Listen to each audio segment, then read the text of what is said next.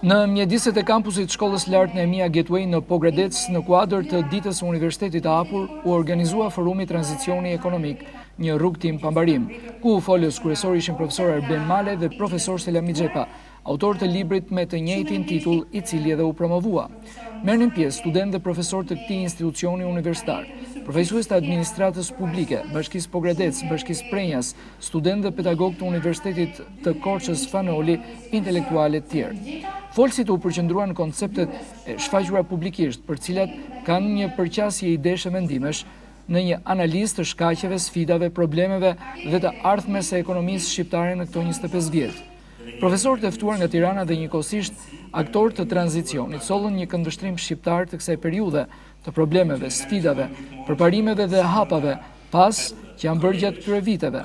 Ata paraqitën një këndvështrim analitik mbi atë çfarë ndodhi në kapërcyull të dy sistemeve në Shqipëri, kalimin nga ekonomia e planifikuar në ekonomi të tregut, kufizimet politike dhe barierat e mentalitetit, sistemi i trashëguar socialist, pengesa e vërtet në transformimin e ekonomisë shqiptare, procesin e vazhdueshëm të transformimit të ekonomisë në Shqipëri, si dhe kufizimet politike dhe barierat e mentalitetit dhe reformës shqiptare në ekonomi. Ne jetojmë sot në një botë, në fakt, ku e tashmja është histori dhe të gjithë dëshirojmë që e ardhmja të mos jetë një keqardhje për shkuarën, për gjërat që nuk mundëm t'i bënim dot atëherë kur kishim mundësi që t'i bënim ata. Kjo ndodh edhe për njeriu, kur fillon mosha e pleqërisë, që mendon që mund të kishte bërë disa gjëra më mirë nga mosha e tij e rinisë për qenë i përgatitur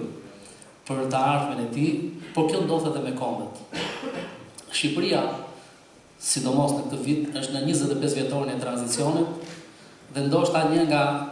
në gjykimin tim, një nga zhvillimet më revolucionare që ka ndodhur në historinë e kombit tonë, të kohës moderne gjithmonë. Sepse përpjekjet për të ndërtuar një shtet demokratik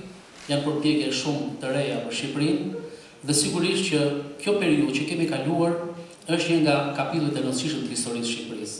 Pra libri është më tepër provokativ që ne duhet ta plotësojmë një detyrim, sidomos ndaj studiosve, sidomos ndaj studentëve, po pse jo edhe ndaj politikbërësve, për të bërë një skaner më të plotë të tranzicionit tonë shqiptar. Kështu që me këtë detyrim që ne ndjemi në vetvete, ka hodhëm hapin e parë, dhe patjetër që do të ketë një punë në vazhdim, ndoshta duhet një punë më e plotë, ku sipas reformave kryesore të ekonomisë tonë, kolegët në Europë nga të gjitha